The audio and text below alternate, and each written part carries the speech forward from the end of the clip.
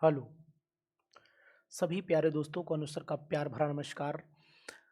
Delhi subordinate service examination जो selection board है DSSB जिसे बोला जाता है, Delhi subordinate service selection board, इसने अपने एग्जामिनेशन के फॉर्म निकाल दिए हैं। मैंने जैसे बोला था कि फॉर्म लगभग आएंगे, नेक्स्ट ईयर आएंगे, मैं लगातार पिछले साल बोलता रहा और आपने मुझ पर भरोसा किया होगा तो आप ज़रूर जान रहे होंगे। देखिए ओपनिंग डेट इसकी 9/1/2024 9 जनवरी से स्टार्ट हो रहा है और 7 फरवरी तक भरा जाएगा। तो इस बात को नोट कर लीजिए कहीं पर, ये ज्वाइनिंग सब आप नोट कर लो कहीं पर जा कर के कब एग्ज़ाम। ये पीजीटी के फॉर्म भी निकले हुए हैं और ख़ासकर हम लोग पीजीटी और टीजीटी दो पर ही ध्यान देते हैं और विशेषकर हमारा व्यू जो रहता है वो केमिस्ट्री पर है।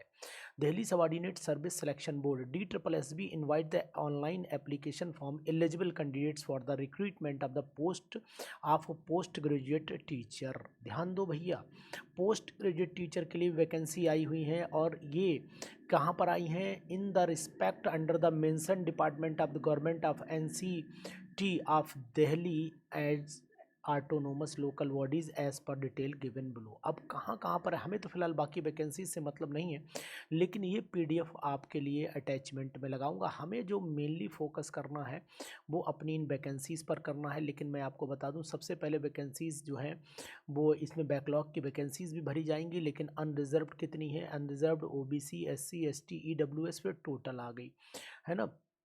जो फिज़िकली बैकवर्ड स्टूडेंट्स हैं उनके लिए भी, वीकेंड जो स्टूडेंट है फिज़िकली वीकेंड स्टूडेंट हैं उनके लिए भी बात होगी, लेकिन unreserved OBC SC ST EWS ये बात ध्यान दीजिएगा। तो केमिस्ट्री की वैकेंसीज़ में मैं आपको बताने की कोशिश करूंगा। विशेष तौर से हमें जो फोकस करना है वो केमिस्ट्री की वैकेंसी पे ही फोकस करना है और केमिस्ट्री की ही हमें तैयारी करनी है। तो 1 2 3 जगह। अब आप कहोगे सर सीटें तो बहुत कम है, देखिए 5 अनरिजर्व है, यहाँ 5 अनरिजर्व है, यहाँ एक ही बची municipal new Delhi municipal council में केवल एक सीट है, लेकिन टोटल 11 सीटें आपको यहाँ पर दिखाई दे रही होंगी और यहाँ पर आपको OBC में 3 2 1। अब यहाँ पर मैं फ़िलहाल आपको ये बात करूँ, ये हो गई आपकी जनरल कैटेगरी में चली गई सीट, ये वाली जनरल अभी मैंने ऊपर दिखाया था, ये वाली जनरल, ये OBC SC ST EWS, ये 3 कैटेगरी की सीटें आपको यहाँ पर दिखाई दे रही हैं। तो साथियों एक चीज़ ध्यान दीजिएगा कि अगर आप मेरी बात को मान रहे हो और ये सीटें अगर आपने नोट कर ली तो भैया आपको तो केवल एक ही सीट ज़रूरत है ना, तो इस एक सीट की लड़ाई भी आपको लड़नी पड़ेगी, ठीक है। और उसके बाद ये सीटें जो है PW फिज़िकली वीक जो स्टूडेंट होंगे उनके लिए हैं। लेकिन आपको अगर ये जानना है वो सीटें हटा दीजिए, मैं केवल 14 सीट की बात करता हूँ, साथ में 10 सीट की बात करता हूँ, साथ में 2 सीट की बात करता हूँ, टोटल मिला लेता हूँ तो 24 और 2 26 सीट मात्र है। ये 26 सीट है। तो अब आप कहोगे कि सर मेरा तो सिलेक्शन ही कैसे होगा, सीटें बहुत कम है। लेकिन अब मैं आपको बताना चाहूँगा कि दिल्ली सबॉर्डिनेट में बहुत ज़्यादा सीट हमेशा से नहीं आती है, हमेशा कम आती है, क्योंकि वहाँ पर नंबर ऑफ़ वैकेंसीज़ जो होती हैं वो उतनी ज़्यादा कॉलेज के अकॉर्डिंग नहीं है। मीन्स कॉलेज के अकॉर्डिंग का मतलब है उतने कॉलेज ही वैकेंसी उस हिसाब से बनती हैं। उसके बाद दूसरी चीज़ PGT बायोलॉजी की भी वैकेंसीज़ देखिए, फिजिक्स की भी देख लीजिए, सब वही रेंज लगभग, थोड़ी बहुत ज़्यादा, किसी में थोड़ी बहुत कम है। जैसे 8 3 24, इसमें इसमें जोड़ लीजिए, जैसे 1 4 7 7, तो ये इसमें जोड़ लीजिए। मैथ में वो हिंदी में जोड़िए, पहले हिंदी में आपका ये हिंदी की 3 हो गई, तो 7 4 11 12 सीट है मात्र। देखिए मैथ में जोड़ लिए गया, ये 17 18 सीट है मात्र। तो सीटों पर तो नहीं जाइए, सबका कंपेरिजन लगभग वही चल रहा है। मैथ में जोड़ के देख लीजिए, 7 11 7 हो गया 18, 18 4 22 सीटें हो गई। तो देखो तब भी केमिस्ट्री में ज़्यादा आ रही, फिजिक्स में 4 4 और उसके बाद एक 5 सीटें केवल। तो लेकिन ये सब सीटों से मतलब नहीं है, मतलब हमें है फाइटिंग से। और ये फाइटिंग हमें केवल, we want only one seat, हमें केवल एक सीट चाहिए और इस एक सीट के लिए हम लोग पूरी लड़ाई लड़ेंगे। ये बात आप ध्यान दीजिए, एक सीट हमें चाहिए, मात्र एक सीट चाहिए। इस एक सीट पर हम पूरी फाइट करेंगे, है ना। वी वांट सीट कितनी, हमें केवल एक ही सीट चाहिए और एक सीट मैं आपको 100% दिलाऊंगा। तो इसमें जान लेते हैं कि इस वैकेंसी के साथ में सिलेबस आखिरकार क्या है। तो अब हम लोग सिलेबस पर आ जाते हैं और सिलेबस भी जानते हैं कि आखिरकार सिलेबस क्या होगा। बहुत ही इम्पोर्टेंट वीडियो है आज आपकी। तो एरोमा केमिस्ट्री क्लासेस पर DSSB का भी बैच चल रहा है, जिसका नाम आपका फुल प्रिपरेटरी प्रोग्राम के नाम से रखा गया है। DSSB की बढ़िया तैयारी हो जाएगी अगर आप हम पर भरोसा करेंगे पूरा। तो हमने जो सिलेबस डिज़ाइन करवाया है वो सिलेबस भी मैं आपको बता देता हूँ कि क्या सिलेबस है। ये DSSB syllabus 2024 for PGT chemistry के लिए हमने डिज़ाइन करवाया है। और ये पेपर बेसिकली DSSB का एरोमा केमिस्ट्री क्लासेस में ख़ास बात ये है कि वो जो पुराने साल के पेपर हैं, different examination papers last year में हुए हों, उनके बेस पर निकाला सिलेबस और यही है। सबसे पहले मैं बात कर लेता हूं कि हमारे पास some basic concept of chemistry है, लेकिन इसके एप्लीकेशंस ज़्यादा पूछे गए हैं। तो मैं यहाँ पर आपसे कहना चाहूँगा कि इसके एप्लीकेशन आप तैयार कर लीजिएगा। ये एप्लीकेशन ज़रूर पढ़ लीजिएगा। ध्यान दीजिए, एप्लीकेशन बेस्ड क्वेश्चन में अगर बोलूँ तो आप पढ़ लीजिए, एप्लीकेशन बेस्ड क्वेश्चन जरूर पढ़ लीजिए। और अगर मेरे क्लासेस को ज्वाइन करने का मन हो तो बताइएगा। उसके बाद स्ट्रक्चर ऑफ एटम मैंने शुरुआत ही कर दी है। केमिकल बॉन्डिंग की अगर मैं बात करता हूं तो केमिकल बॉन्डिंग और मॉलिक्यूलर स्ट्रक्चर में भी आपको बहुत एप्लीकेशंस पढ़ने चाहिए, यानी कि यहाँ पर भी आपको एप्लीकेशन बेस्ड क्वेश्चन करने चाहिए, ये मेरा कहना है। तो एप्लीकेशन बेस्ड क्वेश्चन जो है वो एप्लीकेशन बेस्ड क्वेश्चन जो है वो कहाँ से आएंगे, इनके भी पर भी हम लोग लास्ट में चर्चा करेंगे जाते जाते। उसके बाद स्टेट ऑफ मैटर, देखिए कि यहाँ केवल इन्होंने स्टेट ऑफ मैटर लिख करके छोड़ दिया, बच्चा परेशान हो जाएगा, वो केवल गैसेस स्टेट पढ़ के चला जाएगा। लेकिन मैं यहाँ पर आपसे ये सलाह दूंगा कि आप सॉलिड भी पढ़ लीजिएगा, यहीं पर लिक्विड भी पढ़ लीजिएगा, और यहीं पर आप जो है गैस भी पढ़ लीजिएगा। नहीं केवल स्टेट ऑफ मैटर में खाली गैस पढ़ के चले गए ना तो बेकार हो जाएगा मामला। थर्मोडायनेमिक्स में पूरी थर्मोडायनेमिक्स है। इक्विलिब्रियम में दोनों इक्विलिब्रियम इंक्लूड किए हैं इन्होंने, इस बात को ध्यान दीजिएगा। एक तो आपकी केमिकल इक्विलिब्रियम की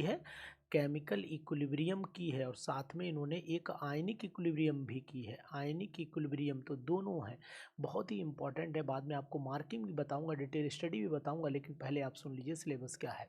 रेडॉक्स केमिस्ट्री एंड इलेक्ट्रोकेमिस्ट्री, देखिए मैंने भी ऐसे डिज़ाइन किया था, इन्होंने भी जो है इन्होंने अलग अलग करा, मैंने एक में कंबाइन कर दिया, redox chemistry and electrochemistry. Hydrogen को देखिए तो हाइड्रोजन भी इन्होंने रखा हुआ है, तो मैं यहाँ हाइड्रोजन को भी अंडरलाइन कर देता हूँ। हाइड्रोजन में डिटेल में पढ़िएगा, हाइड्रोजन तभी काम चलेगा, उससे पहले काम नहीं चलेगा। एस ब्लॉक के एलिमेंट्स और इनके कंपाउंड भी साथ में पढ़ लेने चाहिए, मेरे अकॉर्डिंग इनके कंपाउंड्स भी साथ में पढ़ लेने चाहिए। सिलेबस आपका दिया हुआ नहीं है, सिलेबस आप ढूंढेंगे परेशान हो जाएंगे। डी और एफ ब्लॉक के एलिमेंट्स का भी आपने सबसे ज़्यादा इनकी जो है प्रॉपर्टीज़ पर विशेष ध्यान देना है, और प्रॉपर्टीज़ में भी जो ट्रांजिशन एलिमेंट से जुड़ी प्रॉपर्टी उन पर फोकस करना है।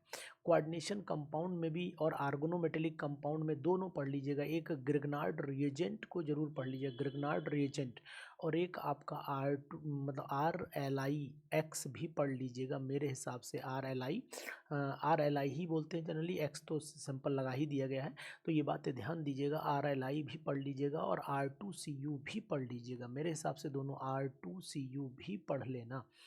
तो ये बहुत ही इंपॉर्टेंट है दोनों compound. Halo alkanes, halo arenes, ये मुझे पढ़ाना ही पढ़ाना है। हेलो एल्केन्स के, हेलो एरिन के बाद एल्कोहल, फिनॉल, ईथर, ये भी अपने में बहुत ही इंपॉर्टेंट टॉपिक है। और aldehyde, ketones and carboxylic acid, amines, organic compound, nitrogen के, हाइड्रोकार्बन्स में तीनों आपको पढ़ने पड़ेंगे। ये तीनों पढ़िएगा जिनमें आपको एल्केन, एल्कीन और एल्काइन मिलेंगे।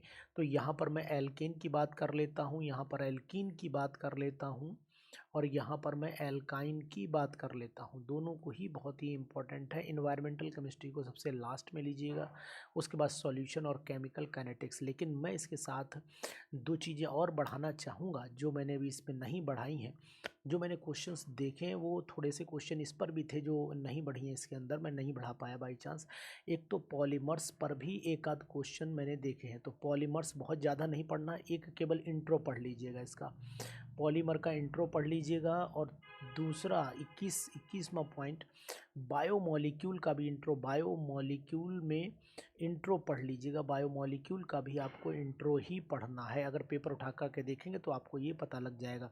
साथ में ड्रग्स के बारे में भी थोड़ा, drugs and it's uses, drugs के बारे में भी आप थोड़ी जानकारी रखिएगा। ड्रग्स एंड मेडिसिन जिसे आप बोलते हो, इनकी ये 3 टॉपिक भी आप, इनके एक एक दो क्वेश्चन, लेकिन वो नॉर्मल क्वेश्चन देखे गए हैं, यानी कि नॉर्मल क्वेश्चन के साथ में, इसलिए मैंने इसमें ऐड नहीं किए।